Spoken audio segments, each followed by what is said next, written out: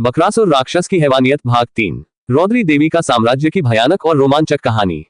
हिमगुफाओं से उठता अंधकार। सैकड़ों मील दूर उत्तर के बर्फीले पहाड़ों में एक रक्त गुफा थी, जहां न गर्मी पहुंचती थी न प्रकाश। वहीं रहती थी रौद्री, बकरासुर की पत्नी। उसकी त्वचा बर्फ जैसी सफेद, बाल काले और लंबे जैसे अंधकार की लहरें। उसकी आंखों में आग नहीं, नीली मौत थी। जब बकरासुर का विनाश हुआ, एक चमकादार चिन्ह आकाश में फूटा और सीधा उसकी गुफा के सिंहासन तक पहुंचा। उसने आंखें खोली। मेरे पति को किसने छुआ? आत्माओं का साम्राज्य। रौद्री का साम्राज्य कोई आम जगह नहीं थी। वहां इंसान नहीं रहते थे, वहां सिर्फ आत्माएं थीं, जो उसने सालों से कैद कर रखी थी। वह आत्माओं से अपनी सेना बनाती, उन्हें पीड़ा देती और उनके भय से ताकत लेती। हर पूर्णिमा पर वह एक आत्मा को जलाती और उसका दुख पीकर अमृतत्व बनाती। अब उसकी आंखों में सिर्फ एक लक्ष्य था, रामगढ़, युवराज की वापसी।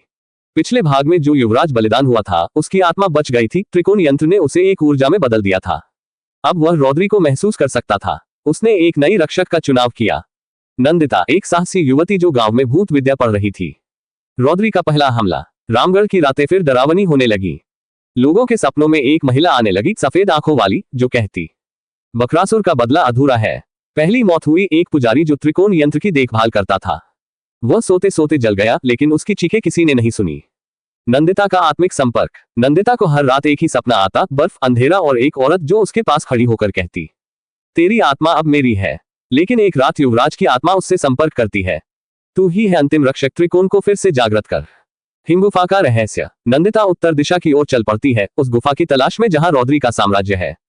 रास्ते में उसे आत्माओं की बस्ती मिलती है, उड़ती आत्माएं, चिल्लाते चेहरे और जमीन पर लिखी एक बात, रौद्री को सिर्फ नारी बलिदान से रोका जा सकता है। अंतिम युद्ध। नंदिता गुफा तक पहुंचती है। रौद्री सिंहासन पर बैठी होती है।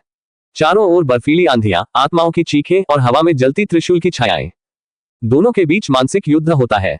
रौद्री उसकी आत्मा खींचना चाहती है, पर नंदिता मंत्रों से त्रिकोण यंत्र को सक्रिय कर देती है। बलिदान और मुक्ति। नंदिता खुद को यंत्र के बीच बैठा देती है। अगर बकरासुर को मैं मिटा सकती हूं, तो तुझे भी रोक सकती हूं। रौद्री उस पर टूट पड़ती है, लेकिन यंत्र की शक्ति से उसका शरीर फटने लगता है। नंदिता की आंखों से खून बहता है, लेकिन वह हंसती है। अब तेरा अंधकार यही समाप्त होता है। अंत या शुरुआत। एक और भीषण विस्फोट होता है। रौद्री, आत्माएं और बर्फ का साम्राज्य सब राख बन जाता है। लेकिन कहीं बहुत दूर एक नन्ही बच्ची ने आंखें खोली। उसकी आंखें नीली थीं। क्या रौद्री खत्म हुई, या उसने किसी और रूप में जन्म लिया? इसका उत्तर है अगली भयानक कहानी में। अगले भाग देखने के लिए चैनल को सब्सक्राइब करें, वीडियो को लाइक शेयर करें। Thanks for watching. जय श्री कृष्णा।